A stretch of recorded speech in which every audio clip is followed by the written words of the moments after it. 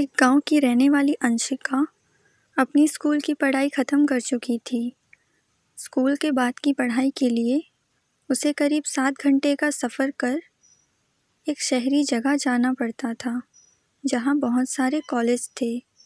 अंशिका ने भी बहुत सारी कॉलेज में अप्लाई किया था और उसे एक इंजीनियरिंग कॉलेज में एडमिशन मिल गई थी। अंशिका ने कॉलेज के हॉस्टल में एडमिशन लिया और पूरे 3 साल वहाँ रहकर अपनी पढ़ाई पूरी करी। अपनी कॉलेज की पढ़ाई पूरी होने के बाद अंशिका ने सोचा कि घर पर रहकर वह कुछ नहीं कर पाएगी, इसलिए अंशिका अपनी दोस्त दीपा के साथ रेंट पे रूम लेके रहने लगी। उन दिनों अंशिका और उसकी दोस्त दीपा सोशल मीडिया का काफ़ी इस्तेमाल करते थे। सोशल मीडिया पर उन दोनों ने बहुत सारे दोस्त बनाए थे और जब भी फ्री होते तो फेसबुक पर बातें करते। अंशिका ने एक अजनबी से दोस्ती करी थी जिसका नाम था अंश, जिससे वह बातें करती थी बाकी दोस्तों की तरह। पर धीरे धीरे उनकी बातचीत बढ़ती गई। उनकी बातचीत केवल मैसेज के ज़रिए होती थी। अंश आर्मी में था और वहीं का रहने वाला था। जहां अंशिका रहती थी वहां से बस कुछ 7 से 8 किलोमीटर की दूरी पर रहता था। एक दिन अचानक अंश ने अंशिका को गलती से वीडियो कॉल कर दिया, पर अंश के फ़ोन की कैमरा में कुछ हुआ जिसके कारण उनकी बात नहीं हो पाई। पर अंश ने तुरंत ही वीडियो कॉल कट कर उसे वॉइस कॉल किया ऑनलाइन और बस कुछ ही देर उनकी बात हुई। फिर अंश ने अंशिका से उसका नंबर देने को कहा, पर अंशिका ने नंबर देने से मना कर दिया। क्योंकि अंश के पास अंशिका का नंबर नहीं था तो वह ऑनलाइन वॉइस कॉल ही किया करता था। धीरे धीरे दोनों की बातचीत बढ़ती गई। फिर एक दिन अंश ने दोबारा अंशिका से नंबर पूछा तो इस बार अंशिका ने बिना कुछ सोचे उसे नंबर दे दिया और फिर दोनों की बात शुरू हुई फ़ोन कॉल में।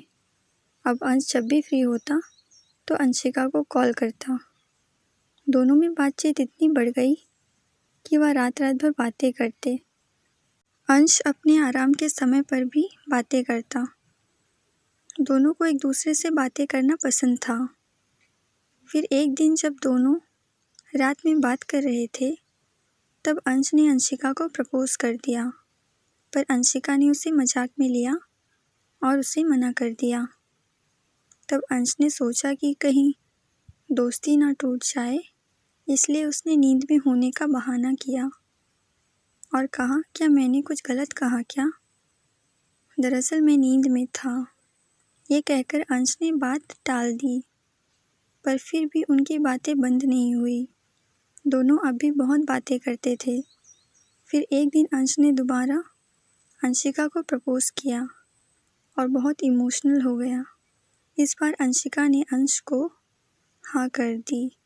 इस तरह दोनों रिलेशनशिप में आ गए, पर दोनों कभी मिले नहीं थे। दोनों ने एक दूसरे को कभी सामने से देखा नहीं था, बस एक दूसरे की फ़ोटो ही देखे थे। फिर भी दोनों में प्यार था और दोनों एक दूसरे को समझने भी लगे थे। फिर कुछ दिन बाद दोनों के लिए खुशी का पल आया। दरअसल अंश को कुछ दिन की छुट्टी मिली थी और वह घर आ रहा था। उसने अपने घर आने की बात अंशिका को नहीं बताई।